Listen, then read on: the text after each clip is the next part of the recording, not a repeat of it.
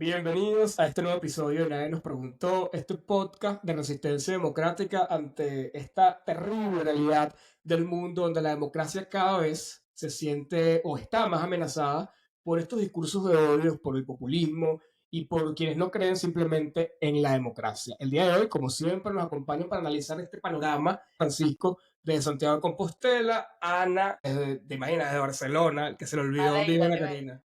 Y hoy tenemos un invitado muy especial, compañero de la Escuela de Sociología, quien ha sido activista por los derechos LGBT y también activista por la democracia venezolana, Edgar Batista, que por ahí en Twitter siempre está súper activo, y por acá Emerson desde Dallas, que todavía no me han deportado, así que seguimos por acá. No sé si alguno de Importante ustedes victoria. quiere iniciar el episodio y gracias por aceptar la invitación. Sí, Gracias a ustedes. nada, quería saludar a Edgar, gracias por venir, un mítico de la facultad, de la Escuela de Sociología y sobre todo como, yo me acuerdo cuando entré, ya tú tenías tiempo dándote duro ahí en la facultad, que la gente que nos escucha, algunos que son de sociología y de fases y tal, pueden entender lo intenso que es hacer activismo en esa facultad, pero sobre todo parece sorprendente y de eso creo que podemos hablar mucho, que de derechos LGTBQ+, en ese momento, aunque ya era muy adelantado, todavía eras una vanguardia. Eras una vanguardia en ese momento y yo te recuerdo con mucho respeto por eso, ¿sabes? Y como muchas gracias por venir. Y pues, si quieres, voy abriendo un poco el capítulo. Dentro de toda esta, porque nos decidíamos un poco cómo ver el capítulo, porque está pasando tantas cosas al mismo tiempo, pero en el fondo, como un discurso de odio. O sea, son como consecuencias de un discurso fundamentalismo y reaccionario en el mundo del cual tú estás más familiarizado, movimientos LGTBQ+, como un poco así, como por encima, cómo lo ves, cómo te sientes? Yo creo que bueno, primero agradecerles por la invitación y yo me siento entre amigos aquí, gente que nos conocemos de hace años y que hemos estado en cantidades de lucha ahí. La verdad es que en este minuto estamos viviendo una situación en términos de los derechos LGBT, yo creo que de las más difíciles en lo que va de siglo. Obviamente habíamos pasado situaciones, por supuesto, que mucho más complicadas al inicio, en la segunda mitad del siglo XX, pero habíamos visto unos avances importantísimos desde el nacimiento del orgullo en los años, finales de los 60, comienzo de los 70, un retroceso, por supuesto que lo vivimos en los 80 con la pandemia del VIH, y luego nuevamente finales de los 90, comienzo de los años 2000, habíamos visto, yo creo que el mayor avance en temas de derechos LGBT que habíamos visto en el mundo, especialmente en los países de Occidente, reconocimiento de derechos como, después de la despenalización de la homosexualidad, derechos como el matrimonio, uniones civiles, como el reconocimiento de la identidad de personas trans, y lo habíamos dado un poco por sentado. Yo creo que generacionalmente lo habíamos visto como, bueno, esto es el ritmo natural de las cosas, nosotros simplemente lo estamos facilitando y ya de aquí lo que sigue es avanzar y ver cuál es el siguiente peldaño. Y nos estamos dando cuenta, nos acaba de caer la noche de que no es tan irreversible como pensábamos y que ha habido retrocesos importantes justamente en los países occidentales en materia de derechos con esta oleada populista, autoritaria, contraria a la democracia, que parece hacer eco en las mayorías, en algunos casos, y lo más preocupante, en las nuevas generaciones. Parece que los más jóvenes no están tan comprometidos como antes, lo cual es totalmente contradictorio con lo que pensamos. Pensamos que el surgimiento de nuevas generaciones iba a ir más bien consolidando el tema de la apertura en derechos LGBT y de minoría. Sí, totalmente. Bueno, y creo que Frank ahorita lo resumió muy bien y creo que todo se reduce a discursos de odio, ¿no? Y qué mejor ejemplo que Donald Trump, que es el tipo blanco, hetero, ¿sabes? Es el agraviado de esta cultura woke o de las personas que estamos luchando por tener derechos. Es como que, al tener otras personas derechos, me lo están quitando a mí, ¿no? Entonces es como ese discurso resentido. Además, como si fuese el buen samaritano, ¿no? De que nosotros hemos ayudado a todo el mundo y no hemos tenido, digamos, reciprocidad. Cuando al final ellos lo que financiaban era su patio trasero y se beneficiaban de las materias primas y se beneficiaban de extraer riquezas de estos países, ¿no? Entonces, yo a diario que lo veo por Twitter o por Instagram, veo ese hombre molesto, ¿no? Ese hombre que ha tenido el poder, que el mundo estaba hecho para ellos y este mundo que se está reconfigurando para más derechos para todos, para las personas LGBT, yo creo que es una reacción de ese estilo. Tú sabes que yo todos los años Mucho hago más, obvio. aquí.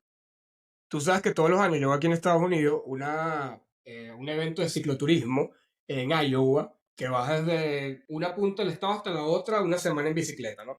Y esa vas literalmente por todas las zonas más rurales de Iowa que representan un poco ese mundo rural de los Estados Unidos, ¿no? Blancos, granjeros, ¿no? Gente rural y tal.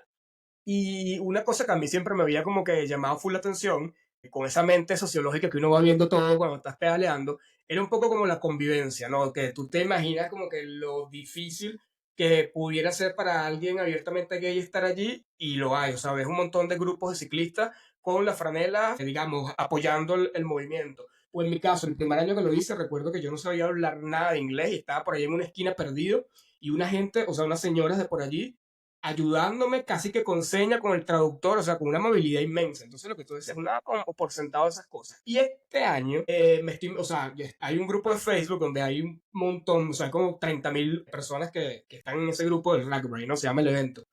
Y como todos los años, los mismos grupos de LGBT o por derecho, digamos, de las personas de color o de cualquier minoría, digamos, o cualquier reivindicación social, están posteando lo que siempre postean todos los años, que es el tema, digamos, estoy teniendo como problemitas con mi cámara.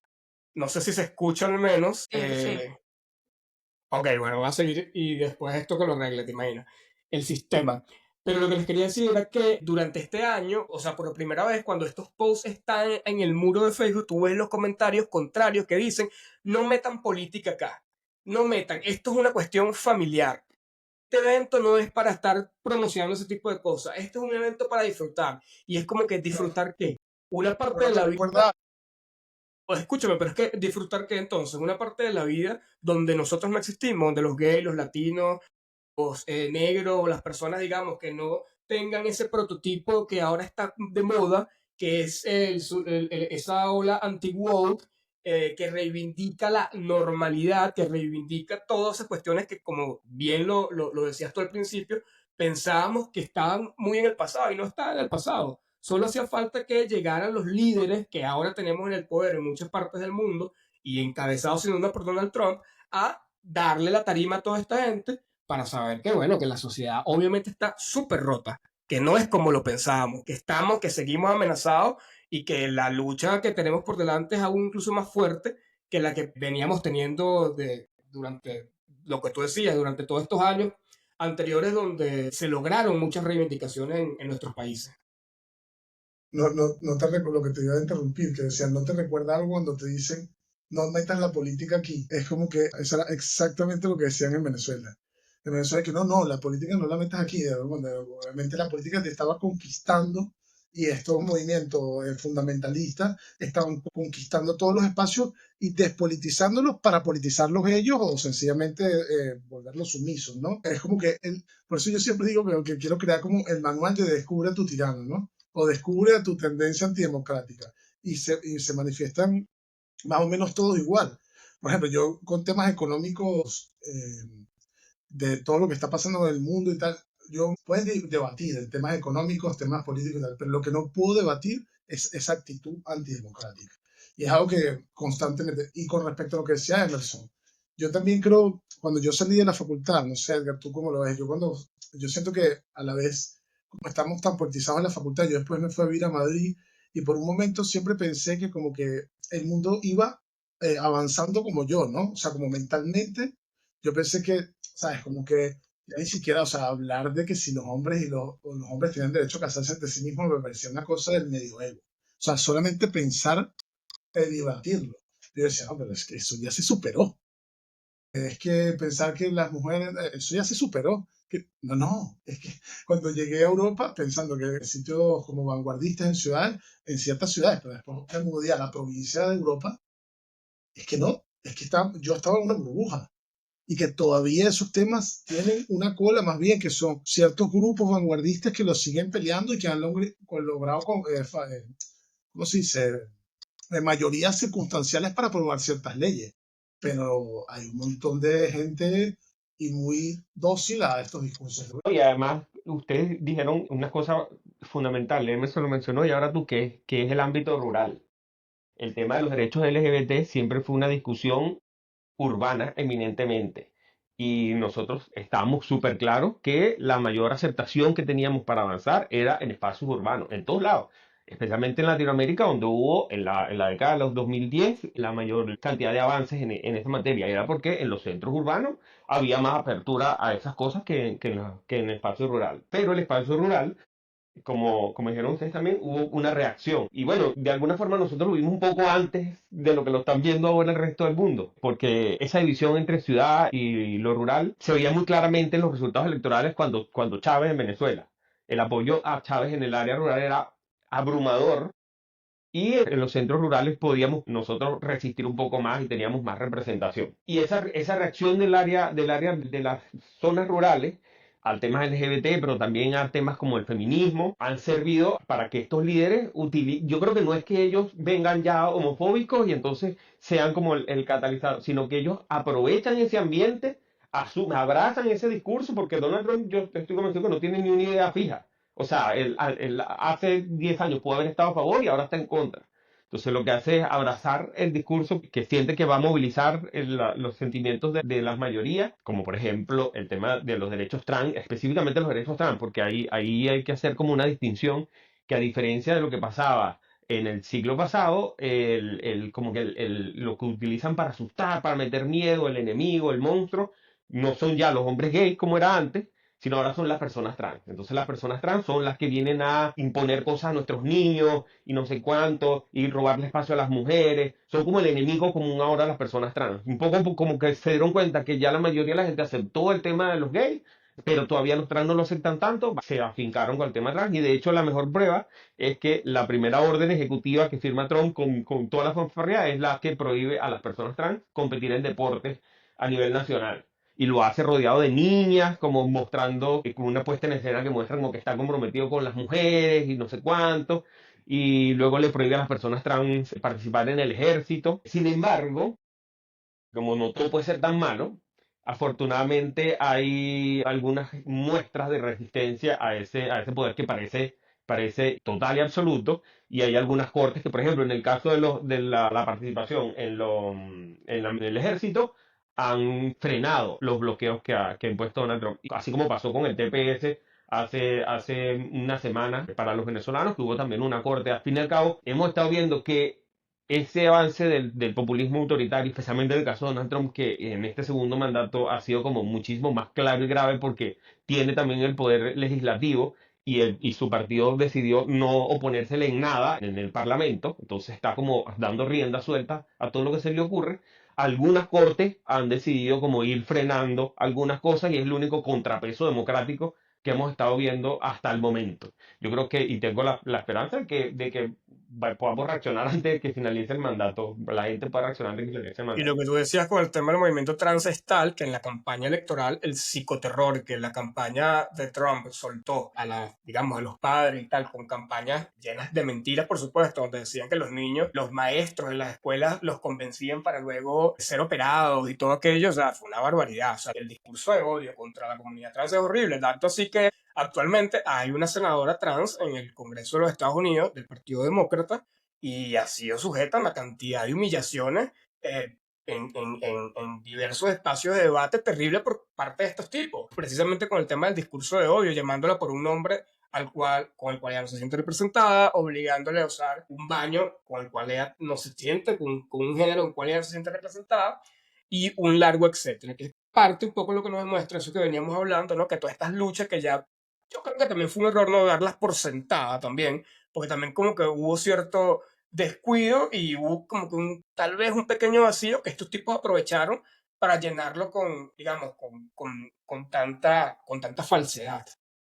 Yo no creo que haya un vacío, de hecho, más bien yo creo que la agenda pública la dominaba el LGBTI y el feminismo. O sea, de hecho, Disney estaba disparando solo para ese lado. Muchas de las cosas que podíamos ver en la agenda pública estaban mucho disparando hacia ese espacio. Y creo que nosotros a veces hablamos de la despolitización de los jóvenes o el poco interés. Y yo creo que los colectivos más pendientes de hacer cosas, de luchar por situaciones, por espacios, seguía siendo el feminismo y las personas LGBTI. Pero yo siento que lo veníamos haciendo, o sea, como que siempre desde la misma posición, o sea, haciendo siempre lo mismo, cuando eso evidentemente sabíamos que estaba causando un rechazo en un sector importante de la sociedad, y donde me refiero que tal vez hubo algún vacío, fue tal vez estratégico de, por ejemplo, el tema rural, de lo que hablábamos anteriormente, cómo poder hacer para que el mensaje pueda llegar también a ese tipo de zonas. Yo creo que también es una tarea pendiente que sin duda está allí, porque, y perdón que te interrumpa, pero también aquí recuerdo una cosa que quería decir cuando Edgar decía, y que yo creo que este ejemplo es representativo del trabajo tan importante que hay, ¿no? En salir un poco de nuestra zona de confort como dirigentes. O como promotores de derechos humanos o lo que sea, ¿no? Y es que el votante, y eso lo hemos dicho otra vez acá en el podcast, que digamos que le vota a Trump en Estados Unidos, que es de las zonas rurales, muchas veces sin estudios universitarios y tal, es exactamente en rasgos generales el mismo votante que, por ejemplo, eligió a Chávez en Venezuela y lo mantuvo en el poder. Entonces, ahí es donde me refiero que sin duda puede haber un vacío por parte de nosotros. Yo creo que siempre hay un sector completamente retrógrado. O sea, sencillamente, sí. O sea, por eso yo creo en la democracia, porque como que creo que todos podemos dirimir nuestras diferencias en un congreso, pero sencillamente hay un sector social que en todos estos puntos de tensión neurálgicos, como la progresividad de los derechos, quieran si sean económicos, de estilo de vida, LGTBQ+, sencillamente no los desean. Las explicaciones de por qué eso son muchas, pero es que el problema es que llegado a este punto en el mundo es completamente horroroso pensar que va echando para. Y por ejemplo, en Venezuela, no sé, Edgar, si está muy puesto al día en ese sentido, en Venezuela, por ejemplo, estamos más atrasados que nunca, que nadie en todos los derechos LGTBQ. Es que en Venezuela nunca tuvimos avance, nunca tuvimos. Exacto. Mientras Latinoamérica fue la región del mundo que tuvo en la década de 2010 que tuvo más avance en derechos LGBT y Venezuela se quedó totalmente atrás. Nunca logramos ningún avance. Pedimos matrimonio igualitario, nos ignoraron.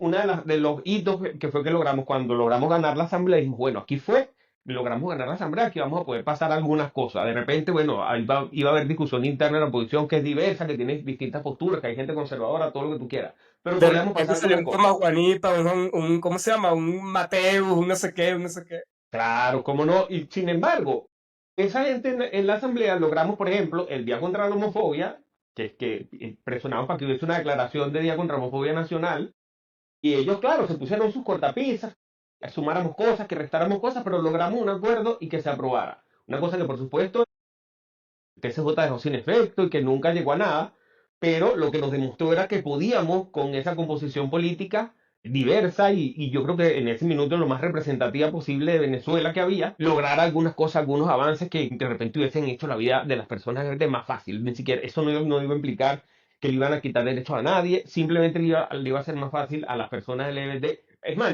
ni siquiera tenía un impacto real, era una cosa simbólica como el Día contra la Homofobia. Solamente el hecho de verse allí representados que importaban era un gesto que necesitábamos ver para después discutir como el lomito, que eran los derechos propiamente. Nada de eso pasó. Luego el chavismo, después de la nueva asamblea, recuperó el legislativo y tampoco ha pasado nada más. Y así quedamos. Y ahora vino esta ola conservadora, que por cierto, yo diría que la vanguardia de esa ola conservadora fue la Rusia de Putin que ha venido restringiendo el tema de los derechos LGBT en Rusia con la prohibición, con la ley de propaganda homosexual que prohíbe cualquier manifestación LGBT en Rusia. Desde el momento que nosotros estamos avanzando, ya ellos venían retrocediendo. Y luego yo creo que ahí las redes sociales también, que ustedes lo mencionaron, tienen un papel, que es que el Putin supo muy bien influir en los debates democráticos de otros países a través de las redes sociales, con desinformación, canales de televisión que ponían las noticias manipuladas. No sé, me acuerdo que hubo denuncias de que incluso tan temprano como en la discusión sobre la independencia de Cataluña, hubo interferencia de Rusia. Y en estos temas más que nunca. En Venezuela nosotros veíamos, y en Latinoamérica veíamos ese tipo de desinformación y propaganda como conservadora o contraria a los temas LGBT. Entonces, al principio las redes sociales para nosotros, para los activistas y para las organizaciones, fueron fundamentales porque ahí fue donde nos encontramos como personas LGBT. Antes de las redes sociales y de Internet en general, las personas, los gays, las lesbianas, los trans, nos encontramos en los locales de ambiente. Y ahí nos encontramos cara a cara, pero era como un gueto en la ciudad y estamos como en nuestra parcela solamente entre nosotros. Luego en las redes sociales nos encontramos y rompimos fronteras y además tuvimos la facilidad de que detrás de la pantalla podíamos ser quienes somos sin miedo a que viniera un carajo y nos golpeara, nos cayera a coñazos, nos agrediera o nos matara, que era lo que pasaba en la calle. En la calle estábamos seguros dentro de un local, pero al salir de ahí ya no podíamos de nuevo ser quienes éramos. Me estoy refiriendo al ciclo pasado, por ejemplo. y en las redes sociales logramos esa comodidad, esa apertura. Luego, ¿qué pasó? Que esa misma comodidad, esa apertura, la lograron los conservadores. Entonces ahora son capaces de decir cualquier atrocidad en redes sociales sin límite, porque los protege el hecho de que están detrás de una pantalla y que nadie los puede refutar, que nadie les puede decir nada. Y hay un fenómeno súper loco, que es como que después de muchísimos años de lucha, de muchísimos movimientos vanguardistas, de la lucha de los derechos civiles en Estados Unidos, ¿cómo se llama? El hito este en Nueva York del LGTB, bueno, no me acuerdo ahora, como todas las grandes luchas de progresividad de derechos de Stonewall, etcétera, como que por fin, dentro de una porosidad, de una democracia liberal, con sus problemas o no occidental, se logró instaurar ciertos derechos. Entonces, lo que me parece loquísimo es que instaurados esos derechos en un periodo muy pequeño, porque realmente es un periodo muy pequeño, a finales de los años 90 y hasta ahora, o sea, 25, 30 años, entonces ahora este grupo reaccionario que ha dominado durante todo el siglo XX todas las narrativas de conservadores, de hombre hétero, del capitalismo, ¿verdad? Dice que ha habido una dictadura solamente porque ciertos derechos se han conquistado y se han vuelto, pues, populares, digámoslo así. O sea, de que la gente tiene derecho a andar por la calle como quiere ser. Esto, claro, es una respuesta, pero que ellos ya dominaban. Ellos ya eran el poder. O sea, ellos ya eran No, el y poder económico. que, o sea, no tenemos, perdón, No, no, no, no, ¿verdad?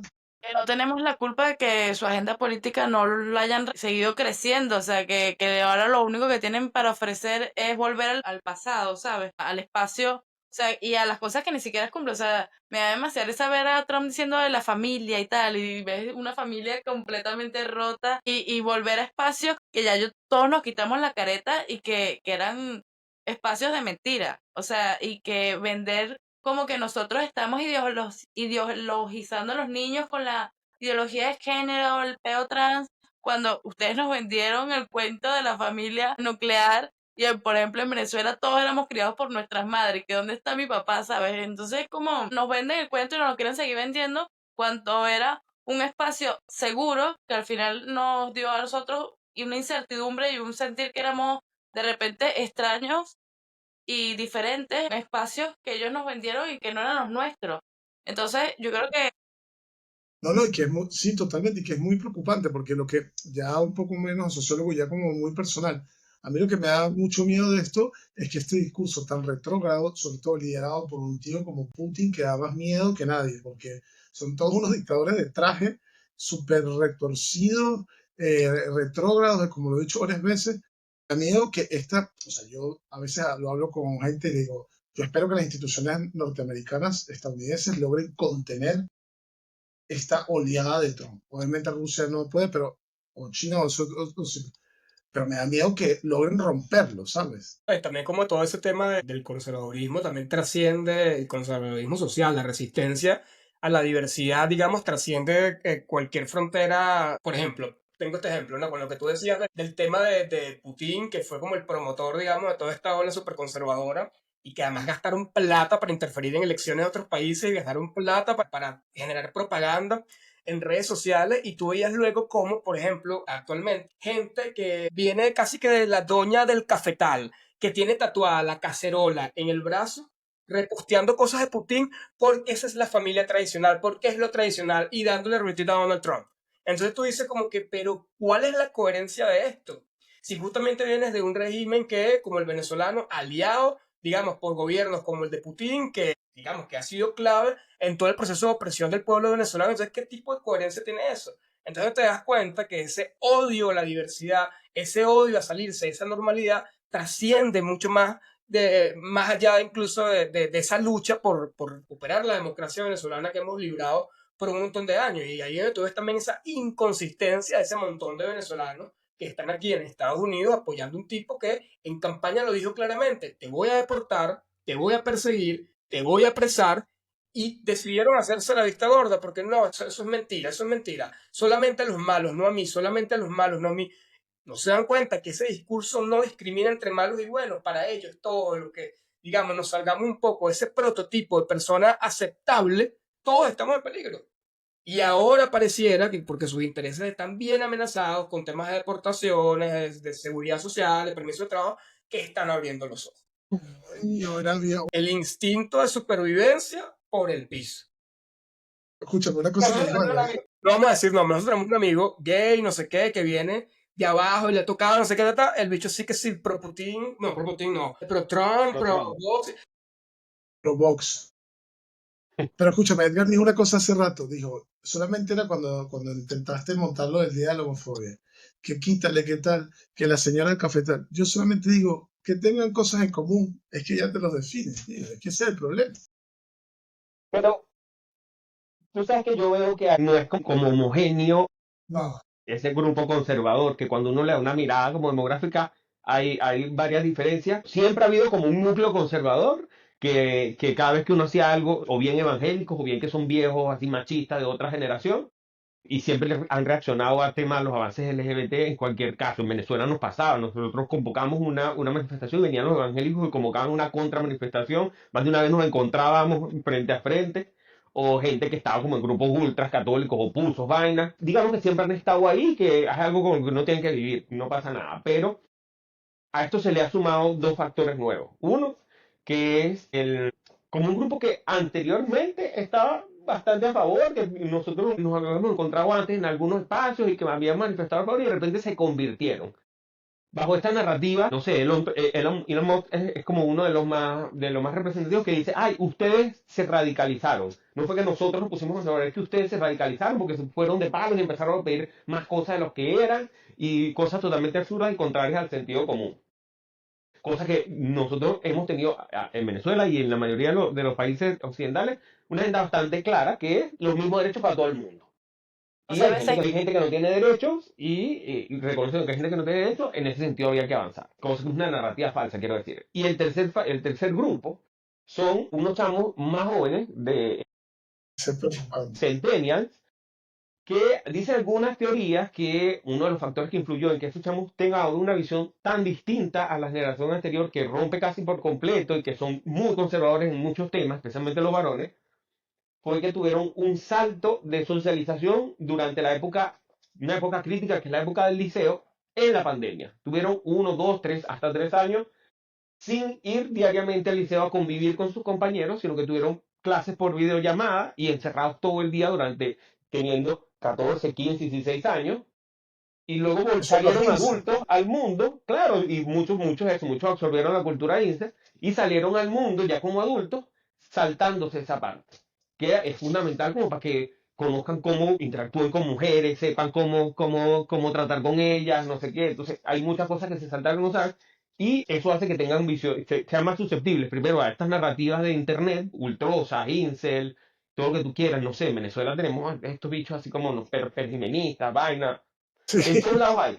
En Argentina también los hay que son los libertarios, promiley, no sé qué, que han tenido afortunadamente una reacción luego de que Milei salió en Davos diciendo que los homosexuales son todos pedófilos, y hubo una reacción en la gente y hubo manifestaciones en la calle.